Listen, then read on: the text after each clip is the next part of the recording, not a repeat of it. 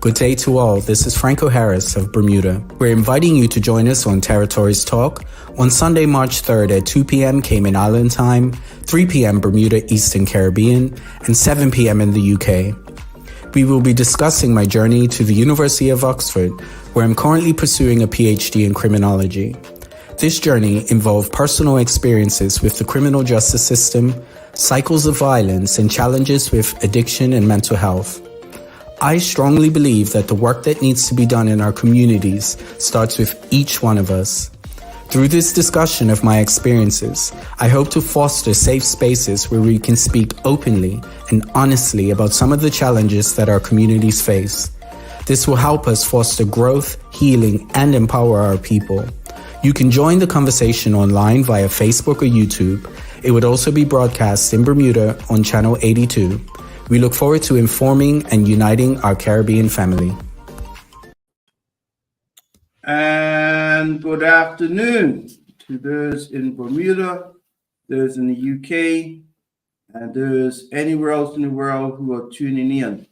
Welcome to another very special broadcast of Bermudians in the UK, where today we have a guest, somebody I can proudly say is my not little cousin, just younger than me cousin, Mr. Frankco Harris. How you doing, Frankco?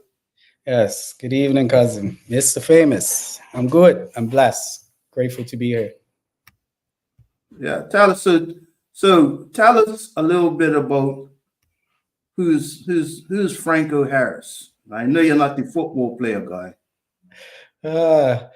Yeah, so that's a loaded one.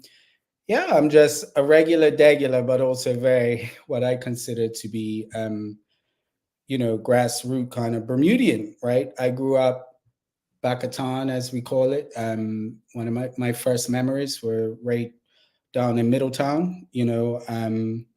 I went to Victor Scott Primary School, and so Pawn Dog, and growing up in that area, but also having my homestead. I'm a Harris on one side, which is my father's side of the family, and which come from the Tuckers. As you may remember, Tommy Tucker, one of the legends in Bermuda, that is my granny's brother. And so that homestead up at Monteil, that's also where I was raised, and that's the proper homestead. And then also, my mother's side is also a big family, the Todds and the Russells, Western Stars over there by Dendytown. That's where my nana lived. And then Ray Todd, up at behind Rangers and that area. So, yeah, that's the basis of my family and my roots in Bermuda. So what are you to Roger Todd?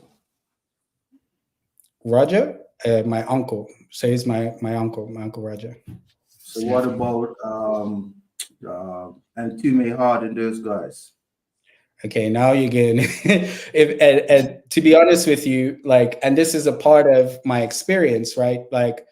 I'm still kind of I'm learning more about the Russell and the Todd side of my family, because when I was growing up, just through the kind of situation with my mom when I was younger, I was more kind of close to the Harris side and father side of my family.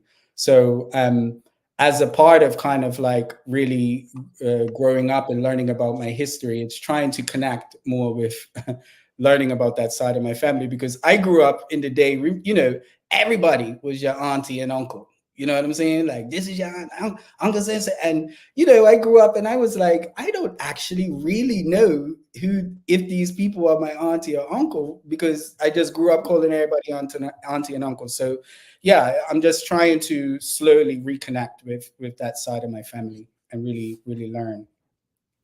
Okay. So for those who don't know about Bermuda, just, I'm sure anyone such as yourself who's well-traveled get asked, where's Bermuda? For those who don't know about Bermuda, tell them where Bermuda is. Yeah, so we're a 21 square mile island, pretty much in the northern Atlantic. And I think our closest point is South Carolina, if I remember correctly, off Yeah. of the U.S. So we're classified, and some people will say we're a Caribbean island, but we're not actually. We're north of the Caribbean, but associated, that's our family. But yeah, we're quite isolated up in the northern Atlantic, and the one thing, we're just so attached to this Bermuda Triangle thing. Like anybody we speak to, if I'm out here, when I first came into the UK, still when I say I'm from Bermuda, they say, where's that? Like they don't even know that. Some people don't even know that it exists. They think because they talk about it in different TV shows and different things, like as if it's a figment of our imagination, like it's not real, or it's just attached to this Bermuda Triangle. And you mentioned that to a Bermudian, and we like roll our eyes. You know what I mean? So it's hard to kind of like when I speak to people that actually don't know that Bermuda is actually a real place. I'm like, well, yeah, I exist. I'm here, so it must be. Yeah. So you grew up. You went to Victor Scott, and then after Victor Scott, where did you go? Yeah, I went to the Berkeley Institute. What? And Can't hear you. Sorry. Say that again. the Berkeley Institute, and that's a big part. Listen, that's a big part of who I am and my identity. I mean, no shock there, right? For most Berkeleyites. But interesting story about that, because I at Victor Scott, I was a young boy, didn't have much of anything. I was on the school lunch program. I just didn't really have much support at home, all of that type of stuff. And I learned to kind of like show up at school, right? Because that is where I could kind of get attention and validation and whatnot. So I was kind of like excelling at everything that I could do, like being head boy, house captain in Victor Scott, head librarian, all of these things, because that is where I kind of felt like teachers were paying attention to me. And when it came down, to choose, I think back then you were still taking an exam, right, to get into Berkeley, the Stay 9 test or something. And I didn't want to go to Berkeley. You know what I mean? And I see some family there. I didn't want to go to Berkeley. I wanted to go, I think St. George's Sac or somewhere. Like I just thought where people look cool or whatever. And What? Whoa. We trying to say Berkeley people didn't look cool? I mean, I don't know. All I remember is that Berkeley weren't on the radar for me. It wasn't on the register. But some great people at Victor Scott were like, "We're not hearing it. You're taking this exam," and then it unfolded, right? So I passed, and I went to Berkeley Institute, and we say that God doesn't make mistakes, because I look back onto that and I just think like, wow. Like I'm so grateful for my education at the Berkeley Institute, and that is still with me today. I have Respicationem tattooed on my forearms. That's how deep it goes. So let me ask you this. Let me ask you the most important question. Greenhouse, house captain. Don't do it. I knew you was gonna ask. I knew you was gonna ask that. I was greenhouse all the way. Okay, someone else says, Cam the genius. We love Berkeley. We Yes. love Berkeley. Okay. If any Berkeleyites are here, put up your house colors, because that's the most important question for any Berkeley. So, what about your journey after the Berkeley, Mr. House Captain? Oh gosh, I mean, I don't even know where to start with that. So, let me just go back a little bit further, right? Because I think this is really important. Like I touched on it, right?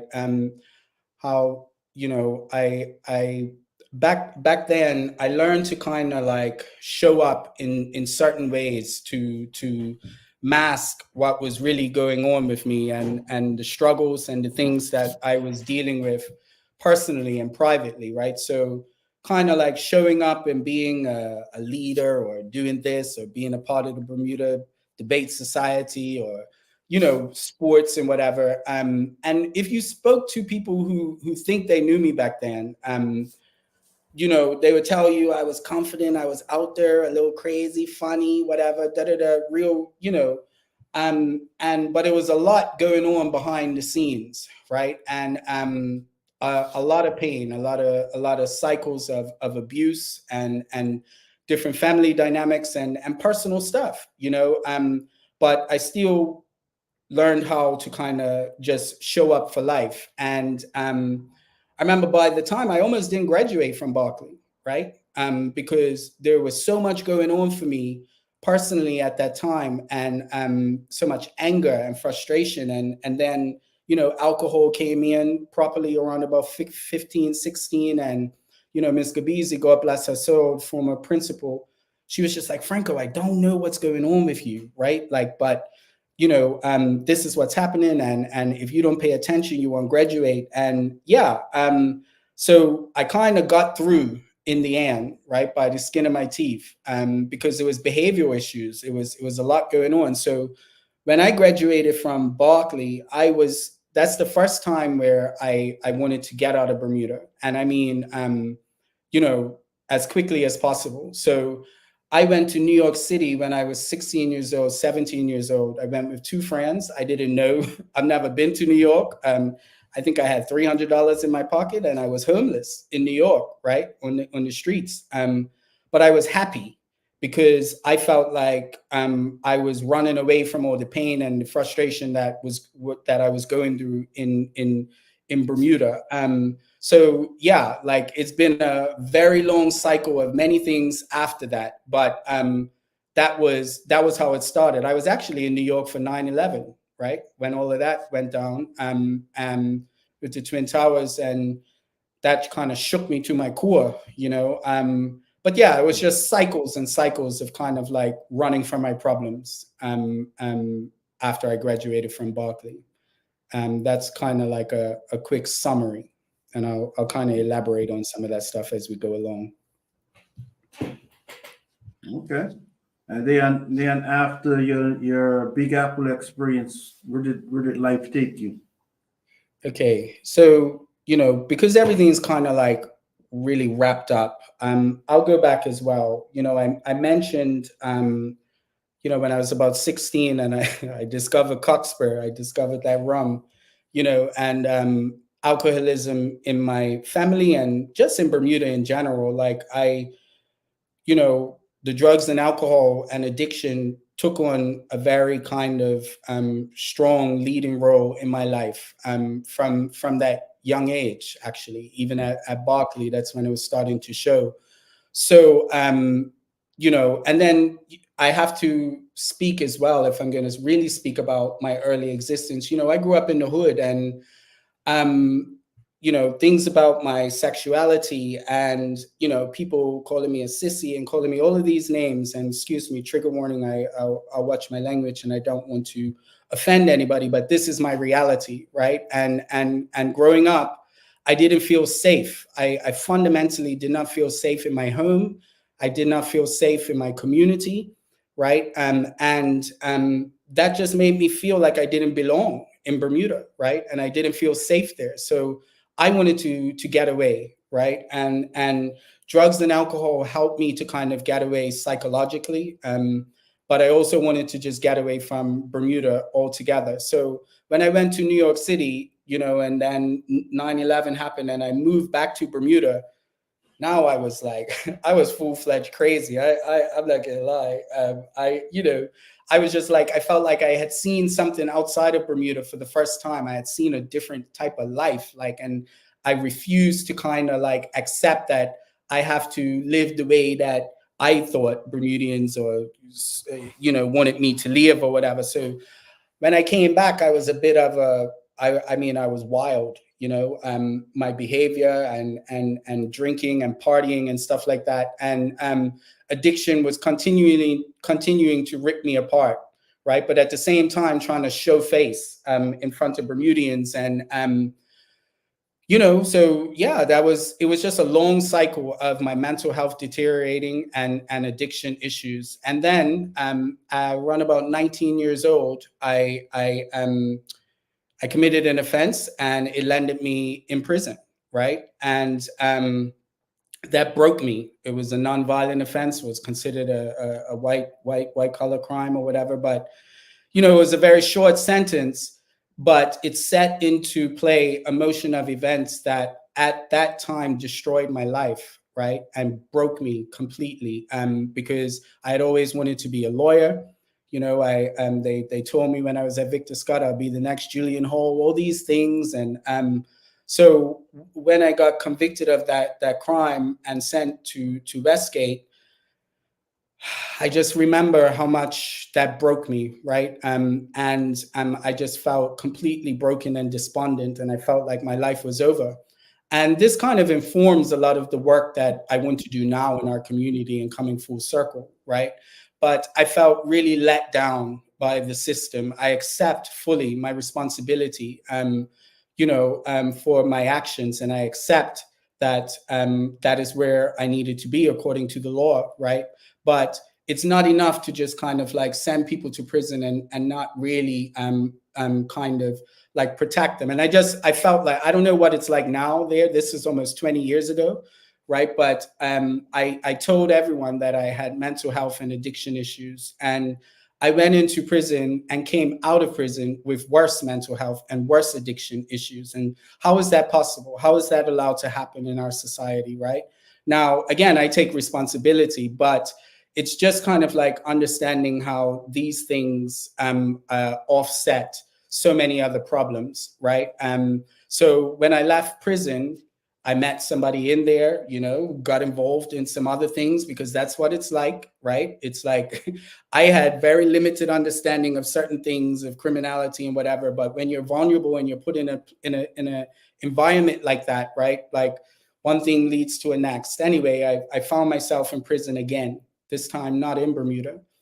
And without going into the details, that absolutely broke me because my mom died when I was in prison overseas. And yeah, I felt like I was already broken, but I don't think one can really understand how much that broke me because I couldn't be there for her funeral, and my mom had been ill since I was a little boy, and just not being able to be there for her. I remember like getting on my knees and just praying in tongues because I couldn't speak in English, words failed me for the pain. And I was in this country away from my community, away from all the people that love me. And I was just broken. So I came out of there again in a cycle of addiction and rage and anger and not knowing how to process my feelings and feeling lost. And Julian Hall, the late great, he was a mentor, a friend of mine, a confidant. I loved him. I just told him, I said, if you don't pay for a ticket for me to get out of Bermuda to go to the UK, I'll kill myself or I need to go back into prison. And that's how I felt, because I had to deal with the pain of returning to the island and not being there for my mom and all of this shame and spirals of that. And so, yeah, I came to the UK in 2007. And I was, again, broken. Bob Marley says, you're running and you're running and you're running away. And that's just what I felt, So I landed in the UK still with ambitions to kind of go to law school and carry through, right? But I brought all my demons with me, right? I brought everything that I thought I was trying to escape with me to the UK. And I started into law school. It took me a couple of years. In my first year of law school, I dropped out. In the beginning of my second year because of addiction and mental health, still unprocessed, undealt with, right? And long story short, I started on a journey of kind of like rehabilitation and addressing some of this stuff. And it took me a while. And I went back to law school and started from year one and studied part-time. And then I graduated top of my class there, clean from drugs and alcohol. And then I went to LSE, graduated top of my class there. And that segued into me being here at Oxford, right? But in the meantime, let's pause there for a quick minute because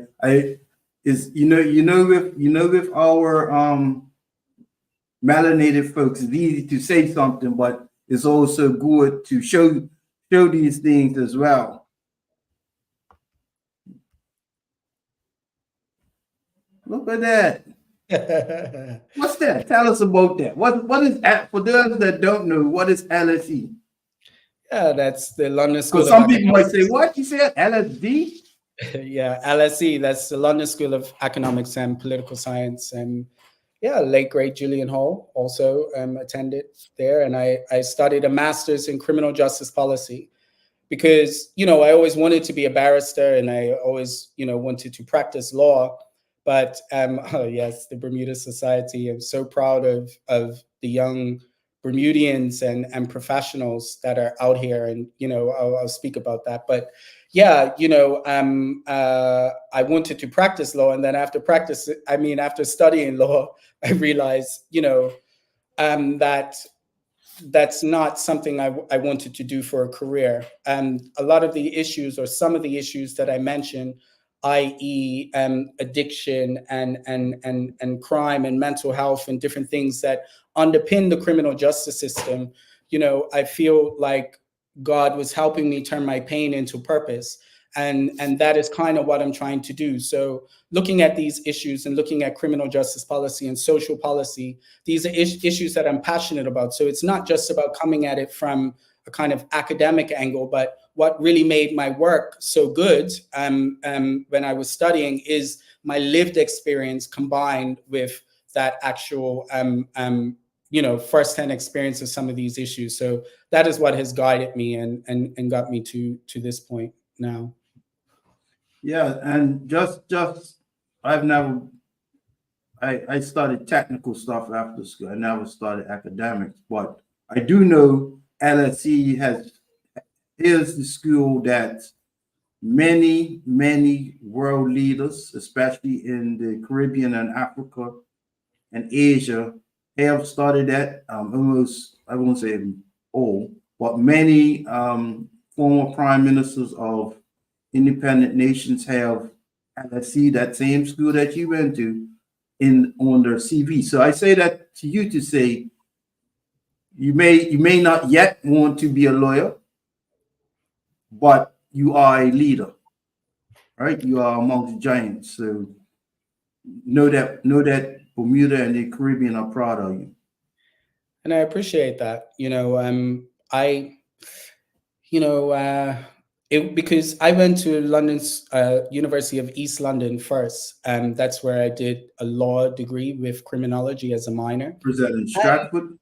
Yes, and you know, University of East London is not necessarily like a university that's high up in the leagues, and for some people these things matter, and it does, you know, to a certain degree. But my experience at UEL was beautiful. I mean, being around, you know, a lot of people of color and coming from our diaspora, and you know, that was a unique experience for me, and it was a real jump actually to go to LSE, because each way God just gave me enough to kind of show me that I could do this, right? And so with my grades at UEL, when I made my application to LSE, I was like, okay, yes, I could do this. And I was aware, as what you said, the legacy of the people that have attended the university. But when I got there, I still had massive kind of imposter syndrome, right? And I was just like, you know, just the pressure. For those who don't know, what is imposter syndrome? Well, it's described in many ways, but kind of, in essence, kind of, you know, like feeling like maybe I'm not good enough, or that, you know, somebody's gonna figure out that, you know, like I shouldn't be here. Like this is, and then because what it is, you know, my process, I don't come from privileged. One of the first conversations I had here at Oxford, in the lecture theater in our welcoming week, was about how we have privilege, right? And you know, but we don't have all access to that privilege in the same way. And I suppose when I think about it, like, yes, I have a platform now and I do have privilege at these kind of institutions. But again, I didn't have the parents that were checking my homework. I didn't have strong support networks, particularly in my younger years. When my aunt and uncle fostered me for a period of time, yes. But in general, like, I come from struggle, right? All my life I've fought. And it just felt a little bit strange when I'm now at this prestigious university, because a lot of it is also hoopla, like, it's just like all caught up in the name and the prestige, and then you get there and it's a completely different experience. But I learned to show up. And at that time I was working at the government's London office, and I just want to take a moment, I'm so grateful for that position and all that I learned at the London office, and Miss Kimberly Durant, like, I have to give her flowers, because God puts people in your life for a reason or a season, right? And she just met me by extension at the Bermuda government as well. Yes, like that was the team, and Brendan Souza and yes, Carol and Jessica. Like, I felt so proud, as Bermudians, to be here working in the UK. And I just remember, like, I would leave sometimes because I was working 7 days a week for my master's. I was working on the weekend as a night concierge. And during the week, I was working for the Bermuda government London office. And they didn't make no excuses for me. They allowed me to show up and show out, right? So sometimes I remember I'll be picking the premier up on a Monday morning. I would be leaving my weekend job, which finishes at 7 a.m. in the morning. And I would be leaving that job and suited and booted to go pick up our premier from the airport and these different things. But I felt proud to do that, right?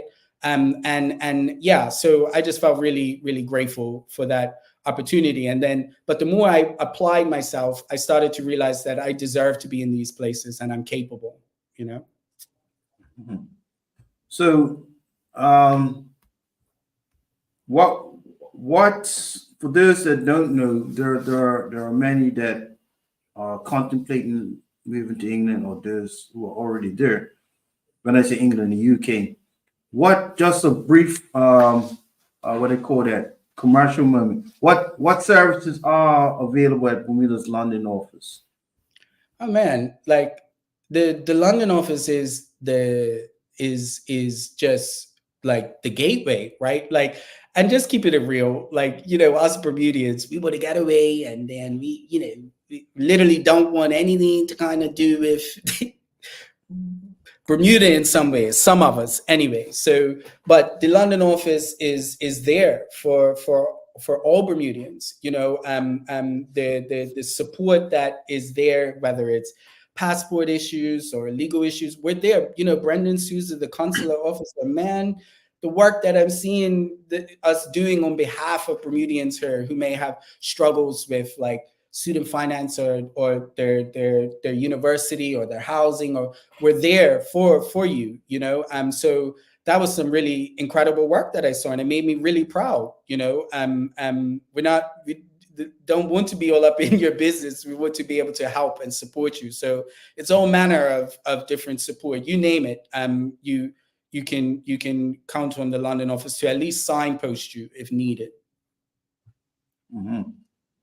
All right. So tell us, let's I just want to take a moment to thank our media partners, Cayman Marwood in the Cayman Islands, Channel 82 in Bermuda, Lamont Woods, Radio Tex in Caicos Island, CBN Radio in the Virgin Islands, PJFE in Saba, and Montserrat Radio Montserrat, and also our major media partner CBC in Barbados. So, like I said, this program, if you're not seeing it live, you will see the recording on one of our media partners and or online, because it's very important. As you said, Frankco, earlier, yeah, we are north of the other Caribbean islands. We're 800 miles from America. We're like 3,000 miles, 4,000 miles away from England. We're basically in the water by ourselves. But we are part of a global community. And with technology, we're able to interact with persons from around the world and tell our stories. When people say, "Oh, you're really Bermudian. Oh, that place really exists," and you tell our stories. Yeah. Yeah, and I just feel, and I just want to thank you as well, seriously, because I was speaking to another fellow Bermudian today, and we were just talking about the work, right? And when I originally spoke to you about doing this interview or whatever, and just how I feel like each of us has to kind of like do the work on ourselves before we can really ask of our community, right? But I just appreciate this medium. I appreciate the whole ethos behind the Territories Talk and illuminating the different territories and the people from our community, because I'm learning. I'm soaking things up like a sponge right now, right? Because 10 years ago, you couldn't, I didn't care about any of this. And that's just the truth, right? And now I'm really switching on and trying to learn. And like you said, we have this technology that can plug us in, right? And different social media platforms where I'm really looking to connect and big up our people, right? And that's what this is about. I know that, I speak from a personal experience. It's my experience, right? I don't pretend like I speak for everybody from where I grew up or from certain parts of my identity. I don't speak for everybody, but I just think in learning how to kind of have these conversations, and that's why I appreciate you holding space for this, that we can show each other how to kind of be brave and show up, and I see that happening in Bermuda. Like we're now coming into the era where we're talking about the importance of mental health, and we are talking about issues like addiction and domestic violence and homophobia in our communities, and how this is kind of like how these are challenging issues, right? But how do we address these issues? And I just think that having these conversations in a sensitive but real way is the way we start to kind of do that, right? And yeah, so that's why a lot of these issues are very important to me. And I just want to take a little moment to really address some of these things before I kind of go off topic. You have the floor. So one, I want to speak about violence, right? And I'm studying what's called the socio-spatial dynamics of gang violence in Bermuda. Now, people get distracted when they hear the gang violence part, and they think that the study is about gang violence, right? And it's not. It's about the socio-spatial dynamics of gang violence in the island. So how does our geographical kind of factors mix in with our social issues, right? And how being in a small, isolated community fosters all manner of things, right? And when I think about violence, right, and this is just a trigger warning for how I kind of express this, but I just want to share about it. When I grew up and I was being really badly abused and bullied, right, even from a very young age in school, because I was poor, because I was short, like I said, because I had the brown lunch bag at school, and everybody, teased me for that. And I used to come home to my mom and crying and, bawling my eyes out, like, that people are picking on me or whatever. And I just remember, and she says, "Look, honey, you're small, you're short, you're tiny. Don't let nobody mess with you." And she's swearing, I'm not going to go there. But she says, "And if they mess with you, pick up something and hit them over the head," right? Now, I know people hearing that may think, that's like no thing your mother should be saying to their child and all this type of thing. And maybe that's true, right? But years later, the same kind of message came through when I was in my teen years and suffering a lot of homophobic abuse and different things in my community. I used to have to stand in the trees because I lived up the curve at this time. And at nighttime, I couldn't even walk to my house because guys are standing out on the block. And if I walk across, they're throwing stones at me or coming to attack me. So I have to wait until the sunset. Horrific things, right? And even when I was in prison, horrific violence. But I look back and I remember my uncle said to CMD, "But look, pick up something and hit them over." And so when we talk about violence and the legacy of kind of violence in our communities, we can talk from the ivory towers of civility and say, you should call the police and you should, and I agree, actually, from where I stand now in life, yes.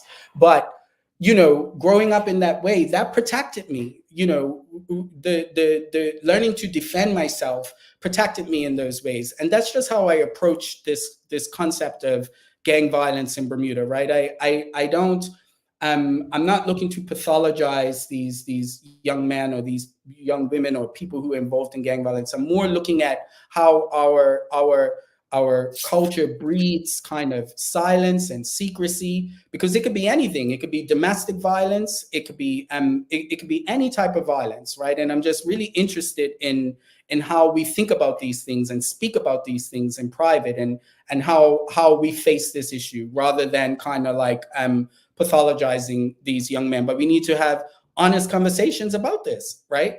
Because I think by the time we have conversations like this, it's normally so sanitized that it doesn't really reflect the reality for the real deal that's going on behind the scenes, right? So, you know, I'm just really thinking about that now, in terms of like how I approach this project and how we have conversations about violence, you know. And because also growing up, my father, I had a conversation with my father before this call, and I spoke to him because I love him, and he is an old school Bermudian, right? And I respect his privacy. But I told him, I said, look, Dad, I want to big you up because I love you like life, right? I think it's so important that our community gets to see, you know, because he's very private. But I told him, I'm going on this talk and I'm going to talk about certain things, right? And our history started very violently, right? My father was very violent, and I understand he had me when he was young, and that played out in my life, right? And I hated him viscerally, right? But we've done the work, and we're doing the work now, you know, to talk about how, you know, we have to break these cycles in our family and in our community, and we have to do the work, right? And now I'm going 40 years old this year, and I'm finally having the relationship with my father that I was begging for when I was a child, right? But I was able to look at him and say, okay, you tried your best, Dad, but it wasn't good enough, right? But doing that sensitively and being able to have these conversations about how he didn't have a father, right? A father figure in the house, and he didn't really know how to kind of be a father, right? But this is the work that we need to do, in the conversations that we need to have. And I'm so proud of him. But this is like the reality of how violence manifests in our community, right? And how do we kind of like address these things? Because it's deep, it runs deep, right? Yeah, because I think all young men look up to someone as the father figure, whether the biological father, stepfather, the uncles, the big cousins. And we all have, you know, some of these persons will either be our heroes or be our villains, right? But at the end of the day, these are the persons that we either want to emulate or want to be 180 degrees different from. And one of the things as men, and I've experienced it in my own life, where we have this barrier of communication. That boy knows he's supposed to be doing that deal, or I ain't gotta listen to my old man, or I'm my own man now, or whatever we may say, right? And when you look back in retrospect, you say, well, you know, how many years or how many decades did we waste not speaking to each other, not opening up to each other, you know what I mean? And sometimes you feel you don't want to make yourself vulnerable in telling your father figure or grandfather you love them like that. You know, we have a stigma, unnecessary stigma in telling a man that we love him. It doesn't mean in a sexual way. It means I just love you, my boy. You know what I mean? Yeah. And we're seeing too many funerals where grown men are broke down crying when the dead is dead, right? Mm-hmm. I've seen it, you know, in too many. And so I say that to say I'm glad to hear. I didn't know what the relationship is with your dad, but I'm glad to hear it's this and not that. Yeah, and that takes effort. That's what I'm saying, right? And I'm glad you brought up that topic on vulnerability, because one of my favorite authors, Brene Brown, she talks about a lot about shame and about vulnerability, but how you access power through vulnerability, right? So even me being up here and having these conversations and being exposed, right? I'm in the arena, what she talks about as the arena, and you leave yourself, but it's about understanding that, like, having these conversations and accessing that vulnerability is power and is strength. But yeah, we have a hard, I think it's, again, generational, right? It's difficult to kind of have these feelings where there are toxic masculinity and all these kind of ideals wrapped up in what it is to be a man, right? And being tough is just getting on with things. And yes, actually, there's some truth and some value to that, particularly from the giants that I stand on their shoulders from my past, right? And just how the older people from older generations in my family, how they got on with things, tough, right? They didn't have words like anxiety and depression, like back in the day. Like, it's like you just get on with things. But it's a new day where we have to kind of like really look at ourselves and look at ourselves honestly, right? And have these conversations, because being vulnerable is not weak, right? Actually, it's the inverse. It is actually being strong, right? But it's like, how do you do that? And the spaces to do that, which is really challenging, which kind of segues also into the other thing that I'm passionate about, is mental health, right? In our communities. And like I said, we're now, the government, I see in different policy initiatives kind of like starting to focus on that. But when I was doing some work at the London office with UKATA, which is the UK Overseas Territories Association, and I was a part of the mental health working group.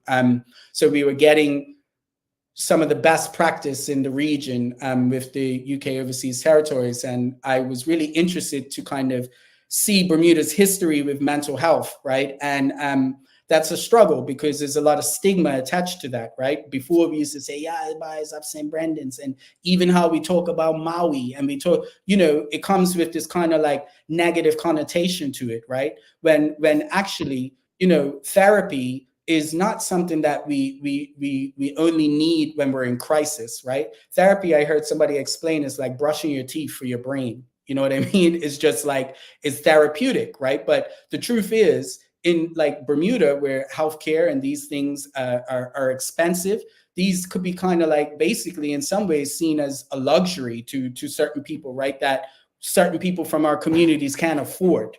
And that's a challenge, right?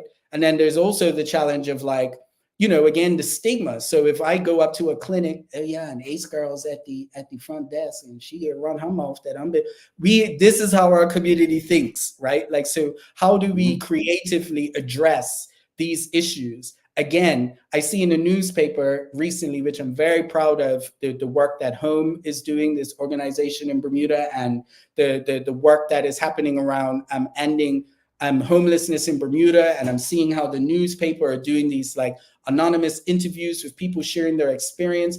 I think that is how we need to kind of address each and every single one of our social issues, right? Finding ways to kind of have these conversations and bringing to light these things to educate our people, right? Because these are challenges in our community. Because it, like I said, you don't need to be in crisis to kind of go and get therapy, and you should not be ashamed about that, right? I've benefited massively from that in the UK, and I'm still in a lot of recovery and supportive environments that help me with that. But these are issues that we're really facing in our community, and I just want people to kind of see that it's okay to be struggling and to not be okay, right? And yes, and in this slide, again, it's about that trust and how do we build up these circles of trust, and knowing that you can rely on each other and these services to be professional. We're in our community, let's keep it real. We look at WhatsApp messages shared about different things, and so it's hard, right? We need to. It's interesting. One of my mentors was talking to me about Maya Angelou. And one of her quotes, I have it written here, and it says, "A community without romance risks being brutish and crass and superficial and brittle," right? And And I suppose that is what I'm trying to kind of like, how can we kind of do the work in our communities where we can show up with love and compassion, yes, and setting an example for our young people, right? Because again, I think there's so much of kind of like passing down generational trauma and these ways of thinking and behaving. But for me, for instance, I'm not responsible for the pain that happened to me in many different forms, whether self, like inflicted by other people, but I am responsible for my healing, right? And how do I go about that? And I just think that that is also how we need to address these issues as a community, because that rolls into my addiction as well. Like, drugs and alcohol in Bermuda, oh my gosh, for me, it was everything, right? And I was so, let me tell you something. I went into rehab out here, and I'll never forget it. I'm in this room full of like, I only saw the differences at the time, white, older men. And you're asking me to be honest and talk about my feelings and talk about my trauma. And I'll never forget, this was the first day that I'm in a group therapy. And I raised my hand because this older guy was talking, he was running the program. And I said, "Excuse me, sir." I said, "So what are you saying? I can't, because I thought I was good for specific drug substances, right?" And I said, "So I can't, when I leave her, like smoke a little herb and have a little drink, have a little rum or whatever?" And he says, "Listen, I'm not telling you anything. Just sit, and I'm telling you about the disease of addiction, and it doesn't matter what drug it is. Now, for this person, I'm an addict through and through, right? Now, that doesn't mean that the next man that's drinking alcohol or has to smoke his little joint, that he's necessarily an addict. But I'm just talking about, for me, I have an allergic reaction to drugs, right? Where it doesn't matter what I have, I need more of it, right? So I sat there and I thought about it, and I said, look, Frankco, your best thinking has got you here. So just give this a go." But I was angry. And I'm telling you now, Mr. Famous, like, even now, beneath the veneer of kind of like the peace and love that I have in my life for all the hard work that I continue to do on myself, if you leave me to my devices, I go right back to that rage and that anger and all of the stuff and trauma that is there. That's why I continue to benefit from being clean and from being sober, right? But that's my journey. That's my situation, because addiction ruined my life, right? But now it does.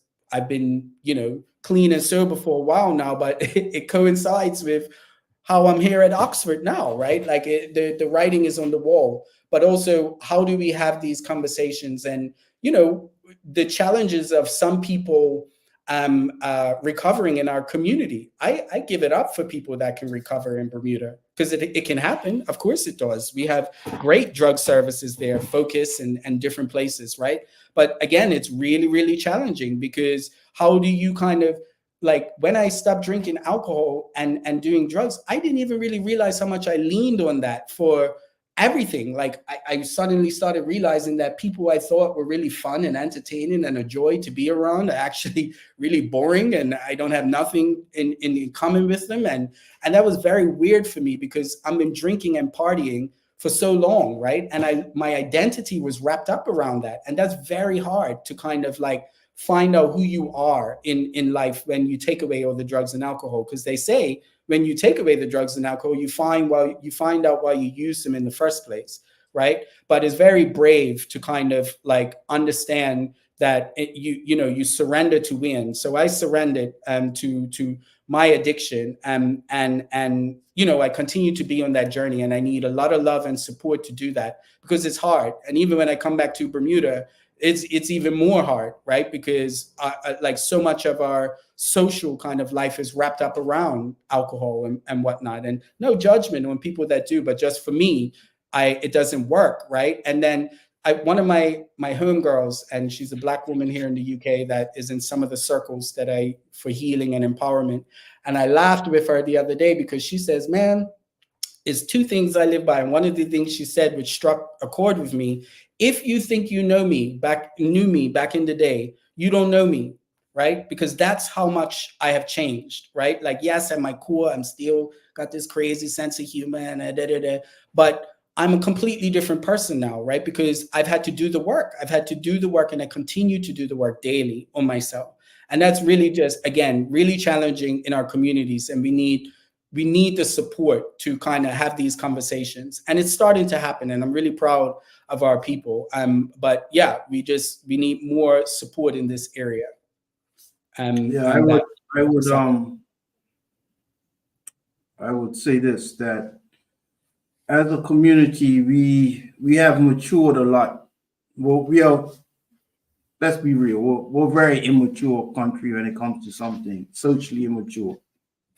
Whether it be like you said, I live right. I come from Hermitage, right? Well, I live Hermitage. I come from Backertown, like you, but I live Hermitage, and right up the hill from Hermitage is St. Brandon's, the pink, as the older people would say, the pink place. And we used to see people walking off the hill, clients, when we were school kids, and we would laugh at them, and everybody had a nickname, and because they weren't your relatives, or you didn't think they were your relatives, and you think that those were sort of, I guess you'd say, people who were on the far end of the spectrum. I had a friend once. He called me, and he said, "Look, I'm down the hospital. I'm at the hospital. I need you to come see me." Like, I go down the hospital, King Edward. Say, "Yeah, I'm looking for John Smith." No John Smith for no John Smith for. I call him back and say, "Hey, you're taking me for a joke, man. You told me come to the hospital, come see you." I said, "No, man, I'm not at the hospital. I'm not there. I'm at Maui, right?" No, I'm putting it in historical context. I said, "Maui? You're in Hawaii and you're calling me what?" Because that was the time period that they had made the change from St. Brandon's to Mid-Atlantic Wellness Institute. I said, "Where's Maui? That's Hawaii." He said, "No, man, I'm down at St. Brandon's, right?" So I go down there, and he explained that he had actually attempted suicide, right? And I say that in the sense that this is somebody you grew up with, somebody we raced bike with, somebody we hung out with. So when you start to see your friends and family not only having it, but asking for your support, it's no longer a joking matter, right? Because now it's like, oh wow, this could happen to you, or it could happen to anyone, right? So I say that as a society, we are maturing, and we are talking about mental health. We're talking about our homophobic mindsets. We're talking about our racist mindsets, our colorism mindsets, right? We're on two different ends of the melanin spectrum, right? Yeah. Right? They tease you for one thing, they tease me for something else, right? But well, they don't even recognize. They just don't even say I'm black. That's another thing that I'm dealing with. Sorry. Anyway, that's another issue. You go drive down the road in America, you be black, bro. Yeah. But the point I'm getting at. Sorry, go ahead. Sorry, and I appreciate that, and I see that we are starting to have these conversations, and here's the key, right? This is what I was saying to one of my mentors the other day as well. Like the stuff around homophobia, the stuff around faith and religion, and look, I don't even want to be a kind of spokesperson for the LGBTQ community, but I have a platform and I have an obligation and a duty to kind of use that and speak on my experiences, right? But what I'm actually just like interested for our community is, how do we hold space for our differences? It doesn't matter what we're talking about, right? Like I don't like being wrong, but I'm not desperate to be right. I'm here to learn, right? And to love up on people, right? We're not here to be liked. We're here to be loved, right?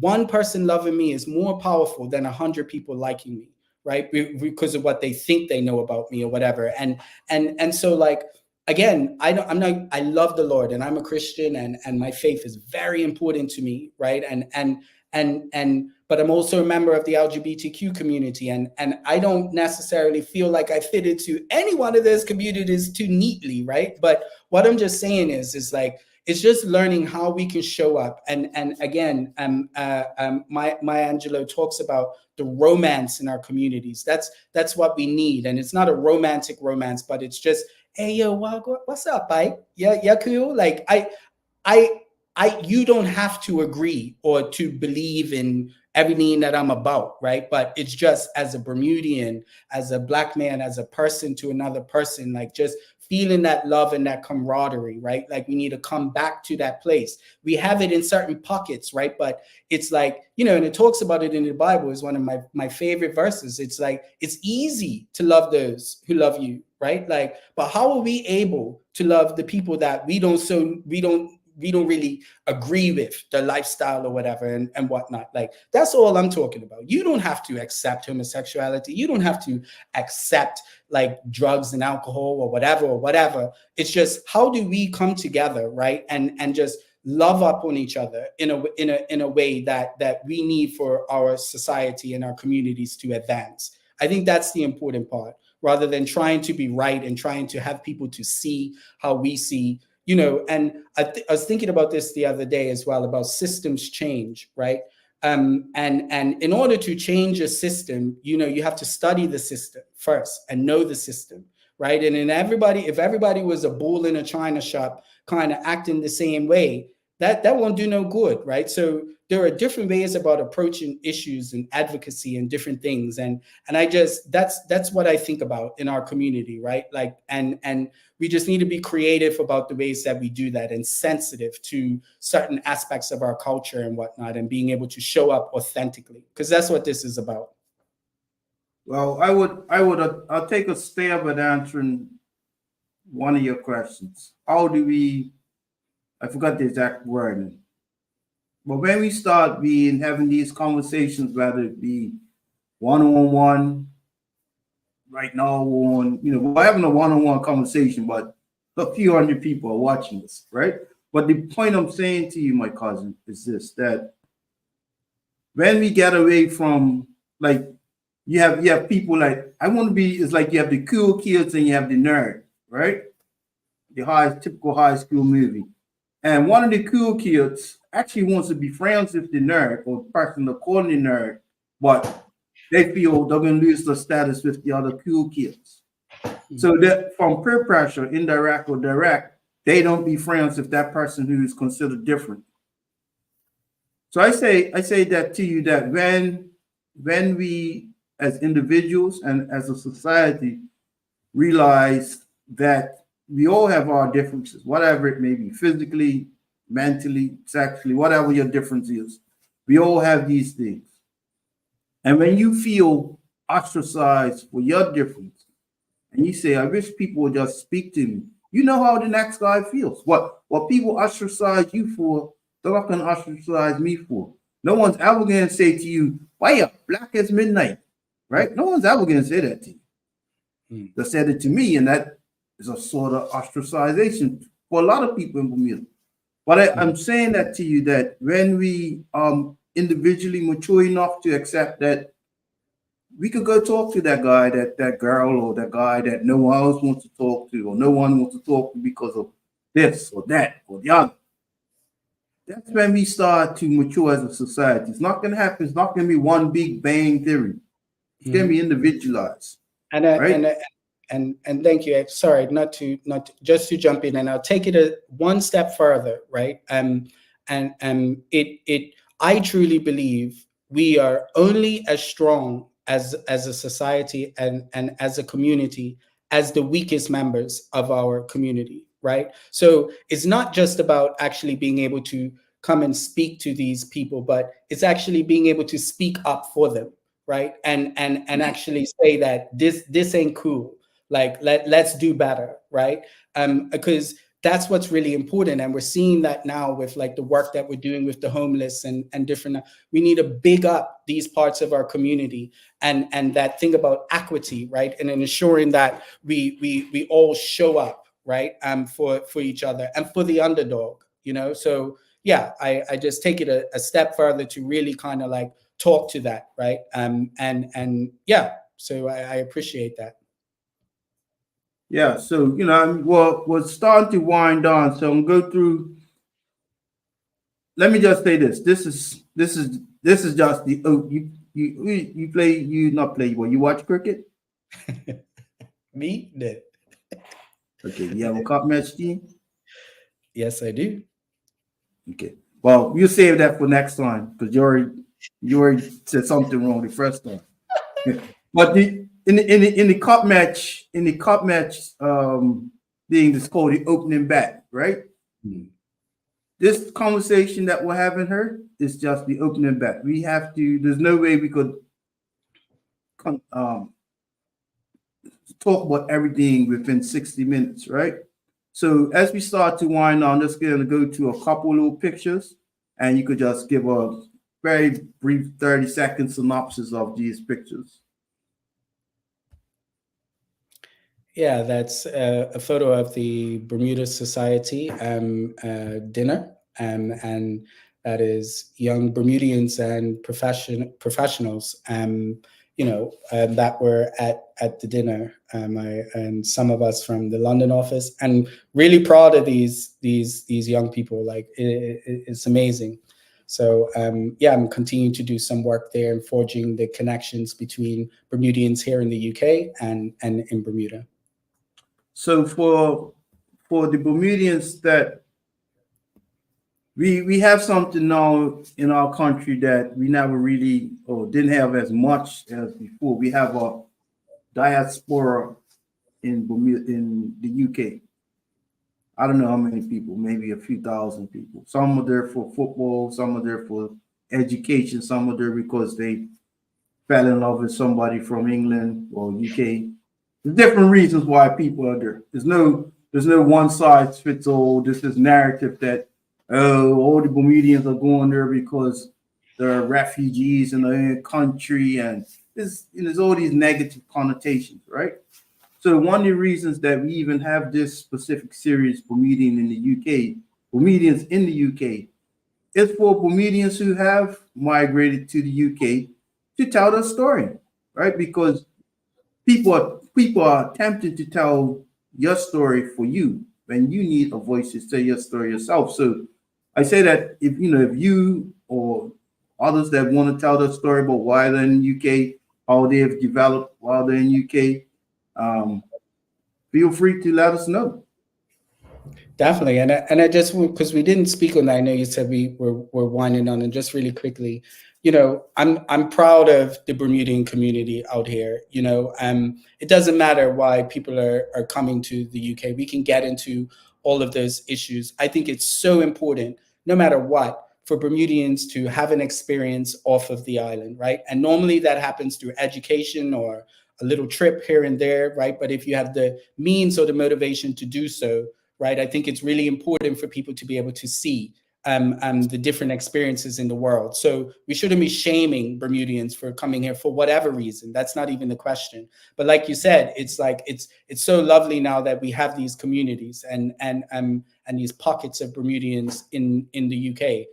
Because that's what's going to like still keep this bridge, right? Just because you've left the island doesn't mean that you cease to be a Bermudian, because that's where I've come full circle. I've been out here 18 years now, and I'm begging to come back home. I would have never thought I would see the day where I thought I would be willing to come back home. But I'm grateful for my experience in the UK. But for this, So that's why you're so late.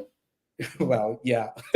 Don't get me started on that. I'm begging for some sun, although I can't take it when I get back home. But yeah, everybody has their journey, and so the people in the UK, do your thing. Get your experiences and just let's try to stay connected in as best as possible.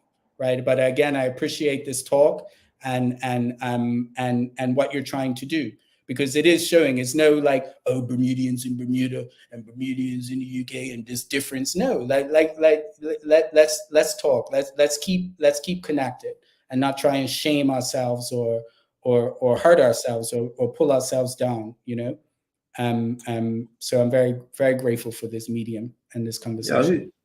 Yeah, this is by As the Speaker of the House. Mr. The Hoyle. one that trying to chop his neck the other day. He's good. He's passionate about the OTs, and I appreciate the work that he's doing.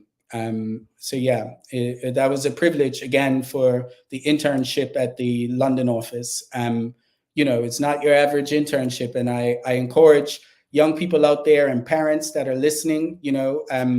Look out for when that internship comes up, and see if your son or somebody from your family or whatnot can apply, because it's a beautiful experience. Beautiful experience. And I think that was our Overseas Territories Day. In the in the House of Commons, and I was there. Speakers' Chambers. Yes, in the Speakers' Chambers, proudly representing for Bermuda. Yeah. So as you wrap up, I just want to say this. Thank you for sharing your story, because some people try to gloss over realities, right?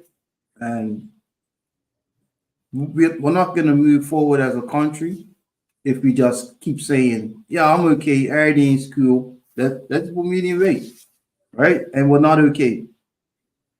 If man especially, it would take one of our legs to get amputated to say, oh yeah, I think I need to go to the hospital. Unfortunately, it would take something drastic happen for us to say, I need some mental help. So I want to thank you for being an advocate, telling your story, which will allow others to tell their story, not necessarily on her, but even if they just call somebody and say, listen, I need to talk, because we are losing far too many of our people to either instant suicide or slow suicide via drugs and alcohol or other behavior that is just suicidal, right? And I'm not making light of suicide, please understand that. But just know you can always, or should always, find somebody else to reach out to. And I thank you, my younger cousin, Mr. Harris, Dr. Harris. When is graduation again? Let me save my money up. Soon come. My head hurts. I'm tired. Couple of years, God willing. What, 2025, 2026? Something like that. 3.5 years. But yes, again, I thank you, cousin. And I appreciate it. And also, if people want to talk about these issues or need help, confidentially, in a confidential manner, reach out to me on LinkedIn or whatnot. And let's do this for our community. Let's change the narrative and do the work together. Thank you again for allowing me to speak. Yeah.